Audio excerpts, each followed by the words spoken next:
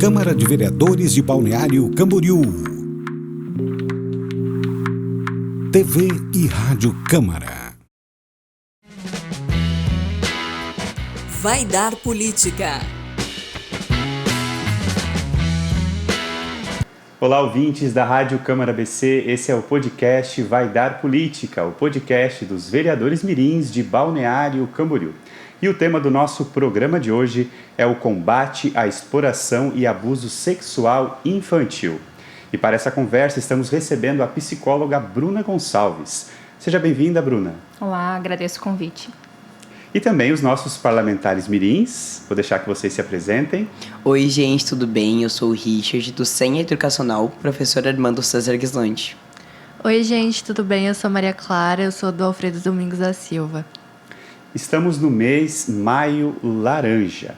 O porquê deste mês e o dia 18 de maio faz referência ao quê, Bruna?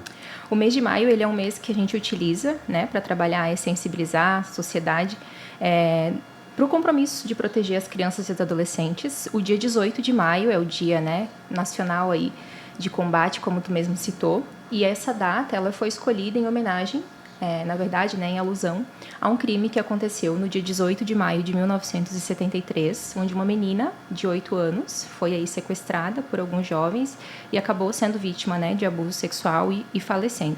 E passados aí 51 anos da data do crime, é um crime que choca ainda todas as vezes que a gente cita sobre ele, e é um crime que, por curiosidade, também acabou ficando impune, Então, a gente reforça aí não somente a data, mas o mês todo para trabalhar sobre essa temática, porque ainda é um tema bastante em alta, Enfim, as demandas ainda são grandes em relação a essa temática. Perfeito. Os nossos parlamentares mirins têm algumas perguntas com vocês. Por que é importante falar sobre a violência sexual com os adolescentes e as crianças? Primeiro porque os números, como eu citei há pouco, são bastante altos, No Brasil, hoje, a gente tem, em média, aí, 500 mil casos todos os anos registrados de abuso e violência sexual contra criança e adolescente. Para a gente mexer um pouco nos números e facilitar a grandeza e a gravidade, a cada hora são 3 crianças vítimas de abuso sexual no Brasil, E aí uma média de que 51% desses números, desses registros, correspondem a crianças de 1 a 5 anos de idade. Outra coisa, a gente precisa também ter em mente que falar sobre isso é bastante importante, porque alguns números apontam para a gente que esses dados que eu acabei de citar correspondem a apenas 7,5% dos números de reais aí, de violência. Então, com certeza são números ainda maiores, que a gente chama de casos subnotificados, e quanto mais fala sobre isso, mais a gente também abre espaço para que novas denúncias sejam feitas. Existem leis que visam a proteção integral da criança e adolescente, inclusive o ECA. Qual a importância dessas leis na sociedade? Perfeito. Nós temos o ECA, de 1990. O próprio Estatuto, a própria Constituição fala sobre isso também, sobre a proteção das crianças e adolescentes. Algumas outras leis que foram surgindo aí ao longo dos últimos anos que se aprofundam em alguns temas mais específicos da proteção contra a criança e adolescente. Mas a gente precisa ter em mente, que as crianças são sujeito de direito, como a gente acabou de citar, previsto em lei também, e são pessoas ainda em desenvolvimento, então que não atingiram a sua maturidade física, psicológica, nem tampouco sexual. E é justamente neste ponto que a gente se aprofunda, porque ainda muita gente tem uma dificuldade em entender esse processo de amadurecimento em relação à sexualidade das crianças e adolescentes. Quais são as principais formas de violência contra a criança e adolescente? Nós consideramos aí violência, violação de direito da criança e do adolescente. A exploração econômica, que seria o trabalho infantil, a negligência, o abandono e as violências, que seriam violência física, violência sexual, violência moral e a violência institucional também. Qual a diferença entre o abuso sexual e a exploração sexual? O abuso sexual, ele vai trazer uma demanda mais voltada para a utilização da sexualidade de modo geral da criança ou do adolescente, Então, normalmente, ele acaba acontecendo em ambientes em que a criança ou o adolescente já está mais próximo da pessoa. Pode ser alguém do convívio familiar ou fora da família, mas normalmente é algo que está relacionado a este convívio mais próximo com a pessoa. Já a exploração sexual infantil, ela visa um lucro por trás do cunho sexual. Então, a prostituição infantil, pornografia infantil, o tráfico para exploração sexual e o turismo sexual infantil, que em algumas regiões do nosso país ainda é bastante comum. É necessário nossas crianças e adolescentes aprenderem sobre educação sexual para se protegerem? Com certeza, né? Quanto mais a gente fala e quanto mais cedo a gente começa a orientar em relação ao que é a sexualidade, aqui a gente não está falando sobre sexualizar as crianças, eu acho importante a gente pontuar sobre isso, né? Mas quando eu falo com a minha criança desde pequenininho, né? Sobre o cuidado que ele precisa ter com o corpo, sobre como, né? O que é privado, o que é intimidade, exato, né?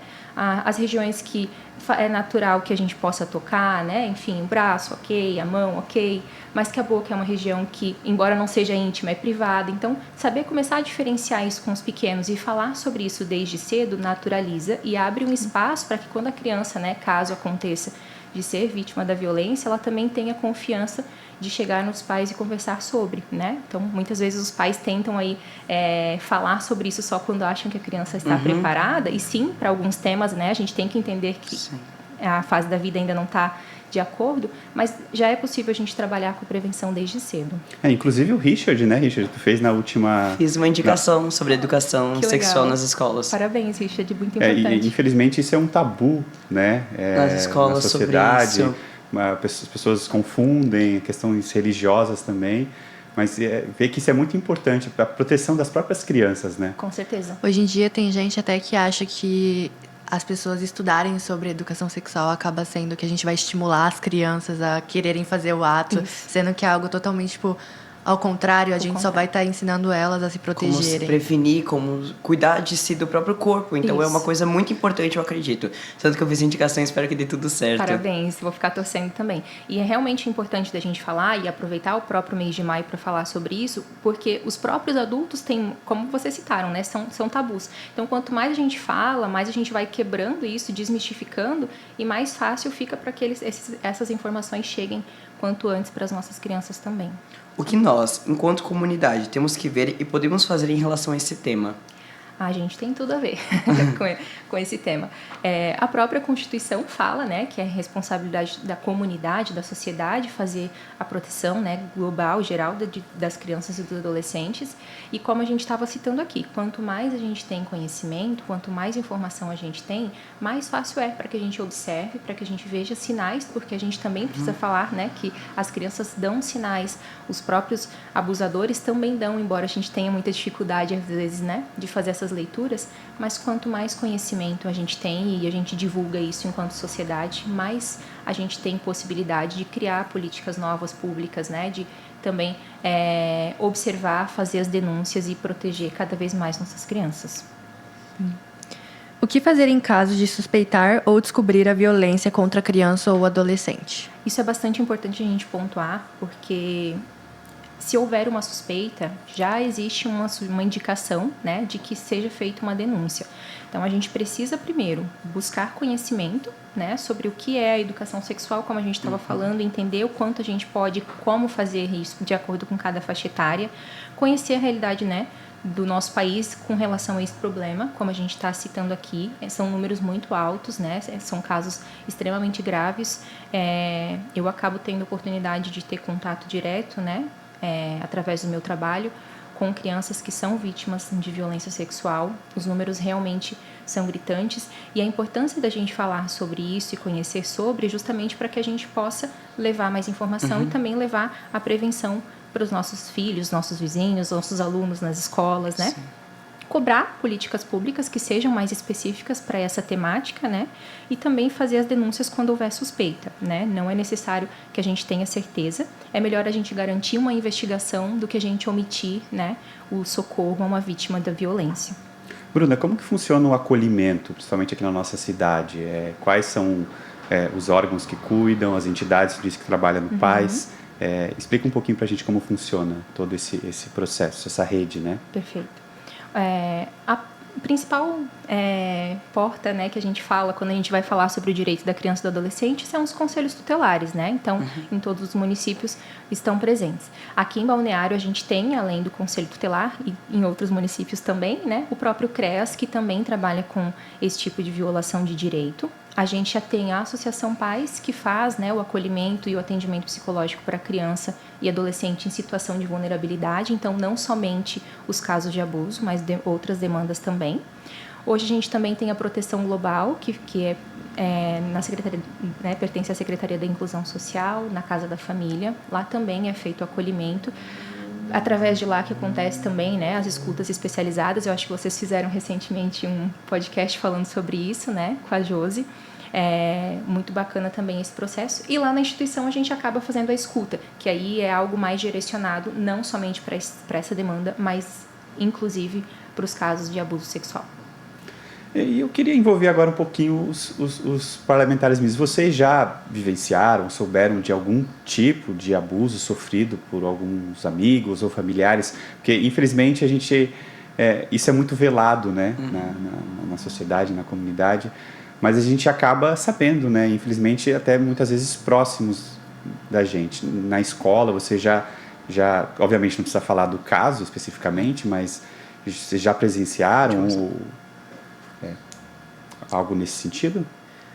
Olha, eu nunca cheguei a, ter contato com a vítima, mas eu já fiquei sabendo de muitos casos que aconteceram, próximo de mim. Nunca soube de nenhum que ocorreu na escola, mas, fora, em bairro, comunidade, essas coisas, já soube, de milhares, assim. Chega a ser, uma coisa muito triste de saber que é algo tão presente hoje em dia, sabe? Comigo foi na escola. Tenho colegas, amigas que já passaram por isso e elas sentem marginalizadas, elas têm medo de si próprias, do que pode acontecer, têm medo de muita coisa. É isso. Acho que acaba ficando um trauma, né, pra pessoa, até com toque mesmo, de qualquer pessoa. Muitas vezes a pessoa, tem gente que julga, pessoas que rejeitam afeto, toque, essas coisas, mas muitas vezes pode ser um trauma. É uma pergunta que eu ia fazer pra Bruna. A vítima, Bruna, normalmente qual a reação dela, o pós, como que é esse tratamento? A gente observa características diferentes, reações diferentes para cada fase da vida, né? Mas é muito comum a gente ouvir relato, né, de vergonha, de nojo, de culpa, de medo, né? Porque normalmente, como a gente estava citando, a maioria dos casos, eles acabam acontecendo dentro de ambientes em que a pessoa tem confiança, né? Então, o abusador, ele acaba se aproximando, fazendo amizade com a família, com os pais, com a própria criança ou adolescente. E aí, depois que a criança se vê dentro deste lugar de vítima, né?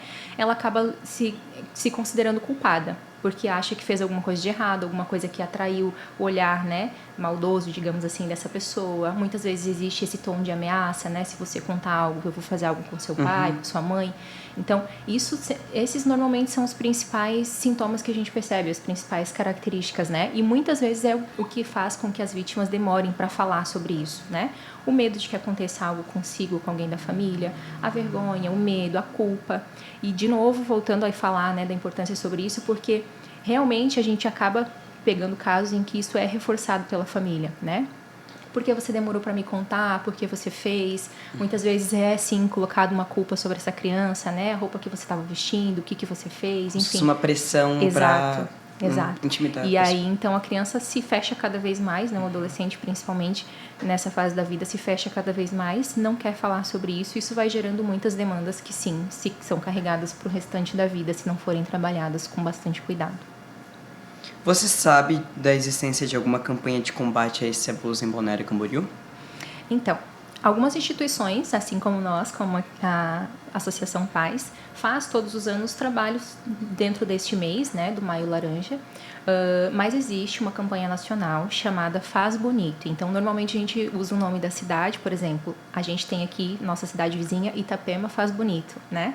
Balneário, ela acaba não abraçando essa campanha dessa forma, né, como rede ao todo. Por exemplo, seríamos aqui Balneário Camboriú Faz Bonito. Então fica inclusive de sugestão aí, né, para que a cidade Claro. possa nos próximos Quem anos. sabe vir uma indicação na próxima Exato. semana. Quem sabe, Exato. né? Mas assim, ó, nós temos tentado, enquanto membros da rede também, fazer essa provocação dentro do próprio sistema, né? Então, esse ano a gente está planejando fazer aí uma ação lá na Praça Tamandaré. Estamos conversando com algumas outras instituições, o próprio Conselho Tutelar, para que a gente amplie um pouco isso. Mas específico do município, por exemplo, essa campanha do Faz Bonito ainda não acontece. Então, nosso programa está chegando ao fim, nosso Já. tempo já acabou. Eu quero agradecer a presença agradeço. mais uma vez da Bruna, psicóloga da Associação Paz. Alguns segundos para suas considerações. Eu agradeço. Se vocês me permitirem usar aí esses segundos das considerações para falar sobre os canais de denúncia que a gente pode, Com certeza. usar. Então, o Conselho Tutelar da sua cidade, né, o Disque 100 ou o Disque Denúncia Local que alguns municípios têm, as delegacias, tanto especializada quanto comum, também são canais, Polícia Militar, Polícia Federal, a Polícia Rodoviária Federal, que muitas vezes acaba intervindo por conta de fuga e tudo mais, né? E aí, os crimes da web, o Safernet, você consegue também fazer as denúncias dos crimes virtuais também. Quero agradecer a presença dos nossos parlamentares mirins. É uma honra fazer parte do podcast, saber um pouquinho do que, como acontece, de como se prevenir. É uma honra, muito obrigado. Obrigada também. Muito obrigada também por essa oportunidade. Eu acho que é algo muito importante que deveria, sim, se tornar algo presente na sociedade, no cotidiano. A gente saber bastante sobre esses temas, apesar de ser algo que hoje em dia é um tabu, eu acho que não deveria ser. E eu queria agradecer também pela oportunidade de estar aqui conversando com a Bruna e todo mundo. Perfeito. E é claro, você ouvinte da Rádio Câmara, muito obrigado pela sua companhia. Ouça também a gente nas plataformas digitais, Deezer, Spotify, YouTube e, é claro, no site da Câmara BC. Obrigado e até o próximo Vai Dar Política. Vai Dar Política.